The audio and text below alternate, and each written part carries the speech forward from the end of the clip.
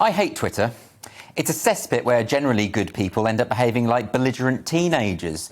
Normally sensible adults suddenly find themselves engaging in trash talk with a cartoon unicorn. It's really undignified. Sort of like having an arm wrestle with Peppa Pig. The thing is, if you ever met these people offline, they'd probably be quite nice. It's just that social media has a kind of Jekyll and Hyde effect. Maybe it's because of ego. On Twitter, there's always this awareness that other people are watching, so the arguments aren't really about getting to the truth.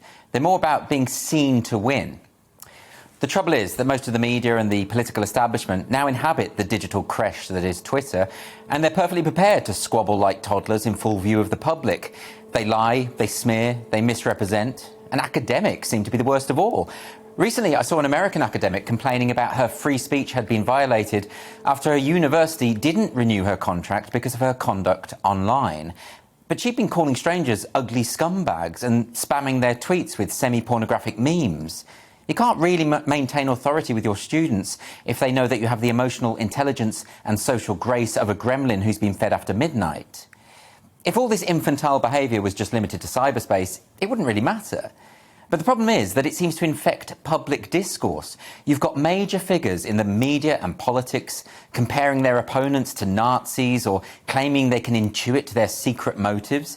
They interpret each other in the most ungenerous possible way or assume that anyone who disagrees with them must be evil. That's how Twitter works, and increasingly, that's how the real world works too. Many of you will remember the story of Chloe Swarbrick, Green Party MP in New Zealand. She was challenged in Parliament, but instead of responding with a counter-argument, she said, "OK, boomer." Now, that may be an extreme example of what I'm talking about, but it's a sign of the way things are going. To be honest, I didn't even know New Zealand had its own Parliament. I thought it was just a timeshare for rich Australians. There's a concept called a legitimation crisis, whereby figures of authority are no longer trusted by the general public. We seem to be going through precisely that at the moment. Part of it is because of the impact of the culture wars. We've seen all our major political, educational and artistic establishments captured by the ideology of critical social justice, by which it is believed that educating the masses on the correct way to think is more important than objective truth. The media is captured too. So nowadays, whenever I read a news story in a mainstream broadcaster, I have to check it in multiple sources to be sure it's not being misrepresented. Why is it, for instance, that so many in our media are desperately trying to push the narrative that the UK is irredeemably racist? Poll after poll shows that we are lucky enough to live in one of the most tolerant societies that has ever existed. The EU's 2019 report, Discrimination in the European Union, one of the most comprehensive public opinion surveys ever conducted, revealed that the UK is one of the least racist societies on earth. Shouldn't we be a bit happy about that? I mean, that's not to say we should be complacent about racism. It's a cancer that has no place in a civilised society. But look how eager the media seem to be to take a handful of abominable tweets by idiots after the European Cup and use it as evidence that we live in this reactionary hellhole. Those tweets were universally condemned. They've been posted by anonymous cowards on the web because they know that to say those things openly in our society would make them pariahs. And rightly so. We just don't accept that kind of behaviour, and nor should we. And now we have some statistics. The UK Football Policing Unit received 600 complaints of racist comments after the game. They identified 207 to be what they describe as criminal. Of these, 34 came from the UK, and 11 people have been arrested. It's impossible to gauge these things precisely. Some people have theorised that racists from the UK are using VPNs to make it look like their tweets came from abroad.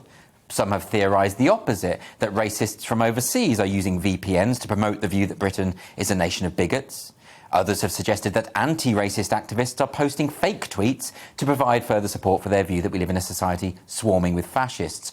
All of this kind of speculation doesn't really make much of a difference to the overall picture. 31 million people in the UK watched that final. There were hundreds of thousands of posts about the game on social media. So one thing we can say for absolute certainty is that the people posting racial abuse are in a vanishingly rare minority. Not that you'd know it from the media coverage.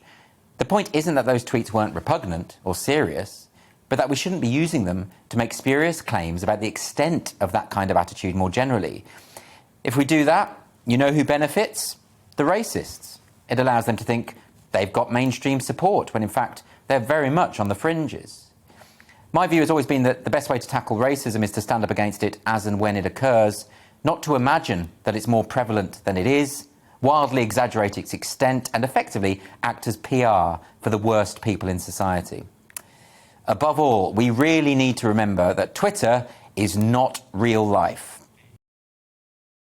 Welcome to the GB News YouTube channel. You can watch us live 24 hours a day, catch up on your favourite shows and join in the conversation in the comments below. Don't forget to subscribe and you'll never miss any of our exclusive content.